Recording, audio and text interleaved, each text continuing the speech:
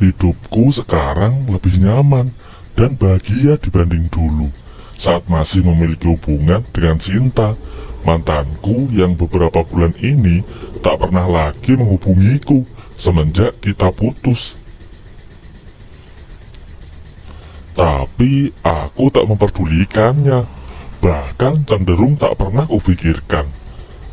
Mau bagaimana dia sekarang dan sedang dekat dengan siapa, itu semua bukan urusanku.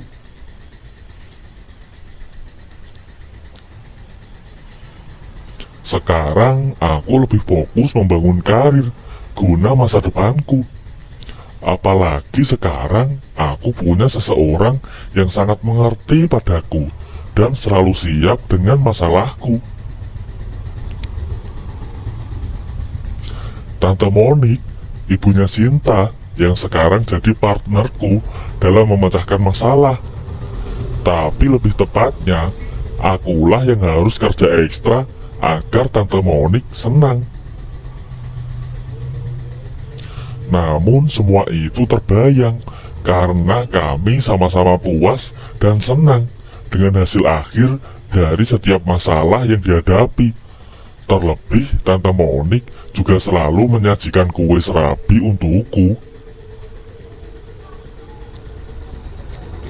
Kue serabi yang begitu mengembang dan empuk, yang selalu menjadi santapan bila sedang berdiskusi dengan Tante Monik, yang masih kelihatan cantik serta alim.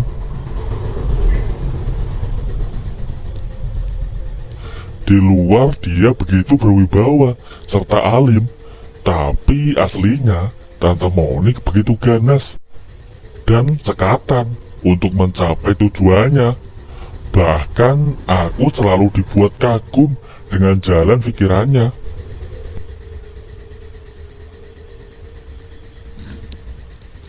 Di usia yang sudah 40 tahun, Tante Monik masih begitu energik, menggunakan teknik dan cara yang bisa membuat aku menyerah duluan sebelum selesai masalahnya.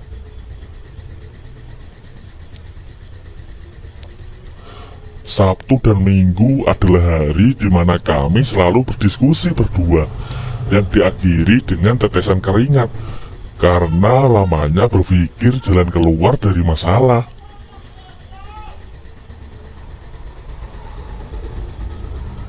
Tapi semua itu terus terjadi, bahkan sampai sekarang. Bahkan villa keluarga menjadi tempat yang paling asik untukku dan Tante Monik menghabiskan akhir pekan berdua.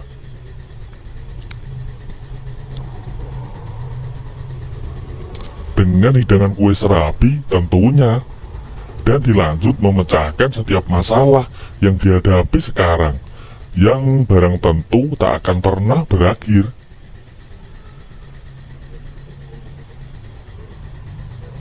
Seperti hari ini, aku mengambil cuti 3 hari untuk liburan sekaligus diskusi dengan Tante Monik. Dan tujuan kami adalah luar pulau, dengan keindahan alamnya yang membius mata.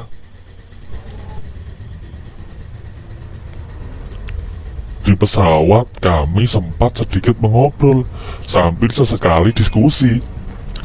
Tapi seringnya Tante Monik kepedasan, padahal hanya makan spaghetti, dan itu membuatku tersenyum gembira. Setelah sampai bandara, kami langsung menuju penginapan yang sudah Tante Monik booking beberapa hari sebelumnya. Jadi kami tinggal masuk aja. Suasana penginapan yang begitu indah dan langsung menghadap ke pantai membuatku bisa sejenak merilekskan pikiran dengan penatnya pekerjaan di kantor.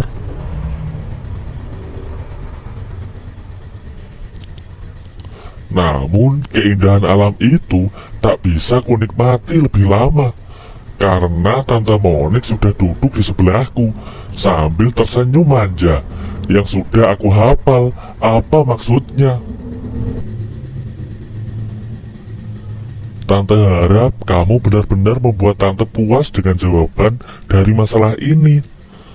Karena untuk sementara kita akan berpisah dan tak bisa melanjutkan diskusi.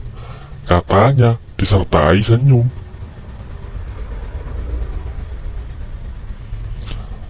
Pasti Tan, asal tante juga jangan lupa kue serabi yang empuk itu buat aku saja. Tentu, tante ingat dan memang sudah tante siapkan buat kamu untuk cemilan. Selanjutnya, bisa dipastikan kami berdiskusi bersama sambil kucicipi kelembutan dari kue serabi yang memang sempurna dengan warna yang putih bersih. Acara diskusi ini terus berlanjut sampai malam, dan karena waktu liburan di sini masih lama, jadi kami lebih memilih untuk menggunakan hari ini untuk diskusi seharian. Baru besok jalan-jalan. Saat diskusi sudah selesai dan Tante Monik juga sudah tidur karena kelelahan dengan diskusi kali ini, aku memilih keluar untuk mencari makan, sekalian menikmati suasana malam di sini.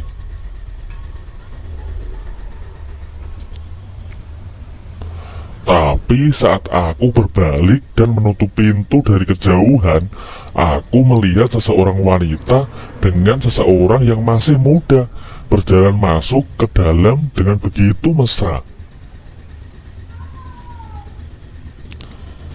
Aku masih hafal wajah wanita itu yang juga masih ada hubungan dengan Tante Monik dan Sinta, karena dulu aku sempat beberapa kali bertemu dengannya.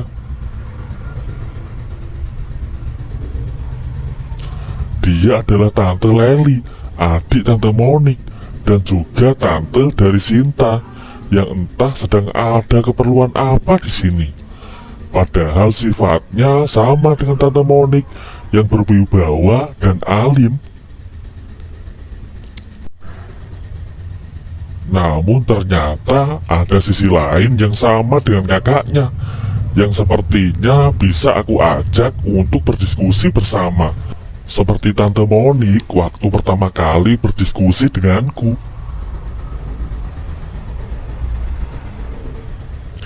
Karena aku paham kalau Tante Leli pasti juga butuh teman curhat dan diskusi setelah suaminya sibuk dengan pekerjaan di kapal pesiar yang tentu jarang pulang ke rumah.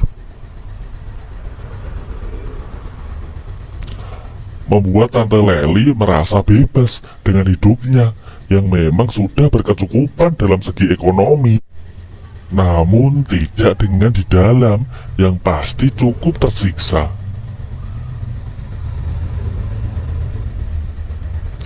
Aku lihat mereka sudah tidak ada dan aku memilih untuk makan dulu.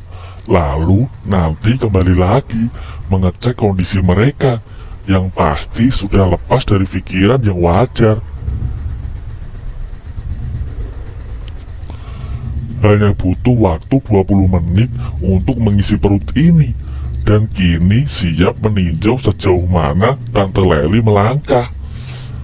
Perlahan aku sampai di depan pintunya sambil menyiapkan indera pendengaran. Ternyata mereka masih melanjutkan diskusi, tapi tanpa adanya adu argumen, karena hanya suara Tante Leli saja yang selalu kudengar, yang cukup jelas dari luar.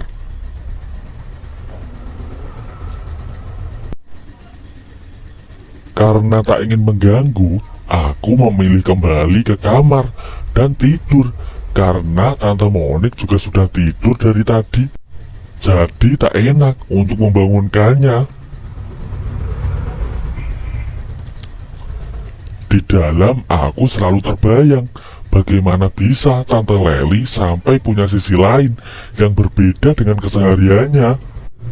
Tapi rasanya aku juga ingin mencoba berdiskusi dengannya.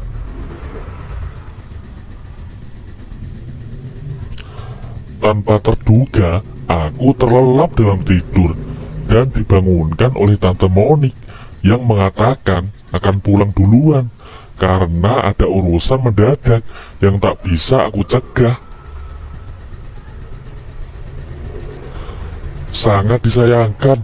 Padahal aku sudah mempersiapkan diskusi kali ini dengan mempelajari lewat beberapa sumber yang tentu bisa membuat puas dengan jawabannya.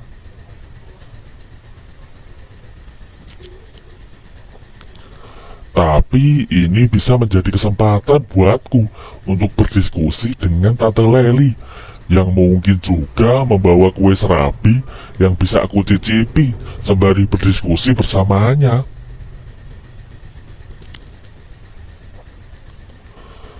Setelah mandi dan ganti pakaian, aku langsung keluar kamar untuk sarapan yang memang sudah disiapkan oleh pihak pengelola. Dan beruntungnya aku bertemu dengan Tante Leli di sana.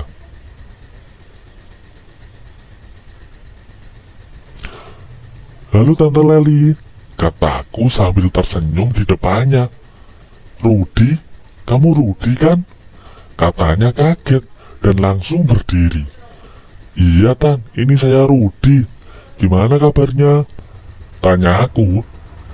Terlihat Tante Leli grogi. "Baik, kamu kok di sini?" "Iya Tan, lagi liburan," jawabku.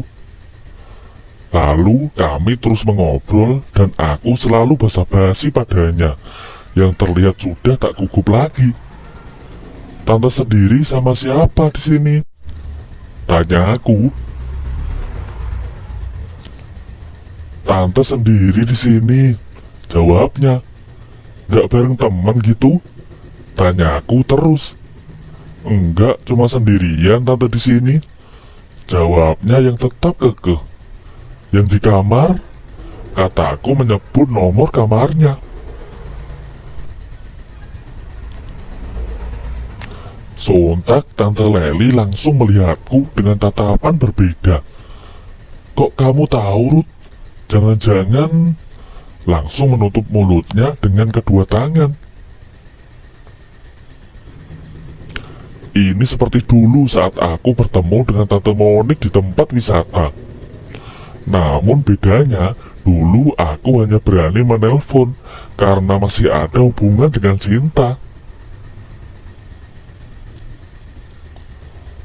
Aku hanya mengangguk dan tersenyum gembira. "Jangan bilang-bilang ya Ruth," kata Tante Leli memohon. "Bisa diatur Tan, ini nomor kamar saya, kita bicarakan solusinya di sana," kataku, lalu pergi tak jadi sarapan.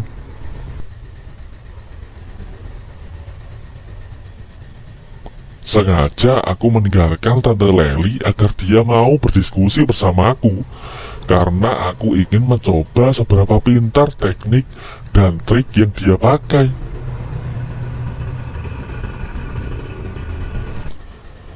Apakah lebih cekatan dari Tante Monik atau sebaliknya? Tapi dengan umur yang masih 37 tahun, tentu dia masih bisa lebih baik dari Tante Monik. Dan aku sudah tidak bisa berpikir lagi. Sekitar 15 menit aku menunggu di dalam, dan terdengar suara ketukan pintu yang langsung kubuka dengan hati yang gembira. Dan saat kubuka, Tante Leli melihatku dengan sendu. "Silakan masuk Tante Leli," kataku. Dengan pelan Tante Leli masuk, dan aku ikut sampai kami duduk di sofa. Suasana masih terlihat canggung antara kami, karena baru kali ini bertemu seperti ini. "Tante siap Ruth, tapi kamu harus jaga baik-baik semua ini ya," katanya. "Beres Tan, saya jamin." Tanpa menunggu lagi, langsung saja diskusi ini aku mulai dengan pembukaan. Seperti biasa, pembukaan dariku bisa membuat Tante Leli kagum, karena sudah biasa aku praktekkan bersama Tante Monik.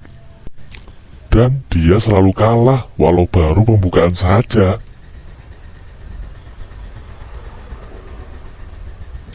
Aku terus berdiskusi dengan Tante Leli dan kami terus berganti dalam berargumen. Dalam masalah ini, walau keringat terus menetes karena pikiran yang sudah panas. Umur Tante Leli memang masih muda, tapi pengalamannya masih kalah dibanding Tante Monik. Bahkan banyak trik yang aku ajarkan padanya, agar diskusi ini lebih menarik. Sampai akhirnya Tante Leli menyerah dengan argumen yang aku buat, dan dia terdiam membisu, namun tetap tersenyum manis pada aku. "Gimana Tante?" tanya aku. "Kamu hebat Ruth, bisa punya gagasan seperti itu. Bahkan Tante tak bisa dapat yang seperti itu loh. Kalau gitu, bisa dong kapan-kapan kita diskusi lagi." "Pasti Tante akan terus teringat teknik dan cara kamu menyelesaikan masalah ini. Apalagi jalan yang kamu buat begitu lebar, sampai ke pikiran Tante," katanya sambil tersenyum.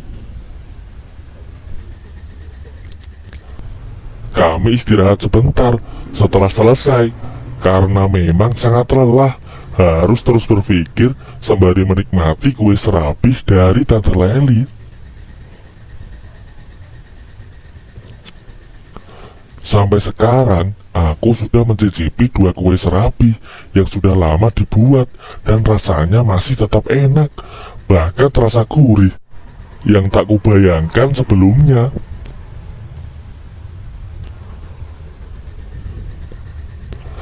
Kini aku juga punya 2 partner dalam diskusi yang pasti akan lebih menyenangkan, sekaligus menantang, karena akan lebih banyak lagi tenaga serta pikiran yang aku pakai.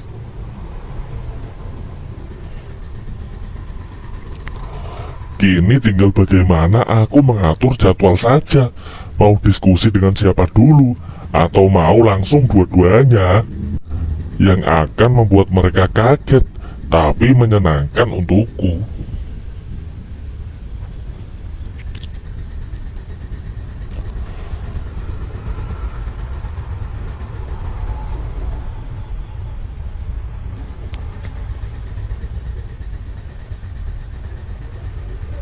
Gimana menurut kalian? Apakah aku harus selalu membantu dan membahagiakan kedua tante ini, yaitu Tante Monik dan Tante Leli? Atau aku harus menghentikan semua ini yang seharusnya tidak terjadi? Apakah yang harus aku lakukan selanjutnya? Tulis komentar kalian di bawah dong.